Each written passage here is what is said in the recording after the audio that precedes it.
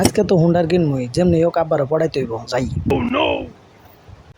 আচ্ছা তুই কি কিছু বলতে চাস? বলে আমার কি বলবি বল। আব্বা, আজকের মধ্যে যদি আমার হুন্ডা না কিনে দেন, আমি আপনার বাসায়, এই বাসায় এত বড় বাসাতে আমি থাকবো না। আচ্ছা দেখ, তুই আমার এই যে আমার যে দেখতাছস, আমি একজন সরকারি কর্মকর্তা, আমি রিটায়ার্ড হওয়ার পরে আমার একটা টাকাও নাই, মানি ব্যাগ পুরাই খালি। আমার যে এই যে কার্ডটা দেখতাছস, কার্ডে পর্যন্ত একটা টাকা নাই যে তোকে আমি বাইক কিনে দেবো।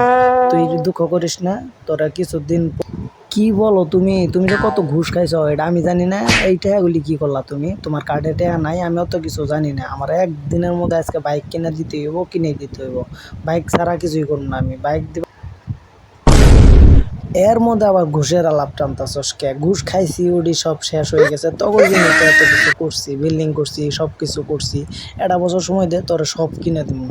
ধর 1 বছর মানে মেলা কিছু, আমি 1 বছর ধৈর্য ধরতে পারবো না। তুমি আজকে আমার কিছু একটা ব্যবস্থা করে দিবে, হয় বাইক দিবা নয় কিছু করবা।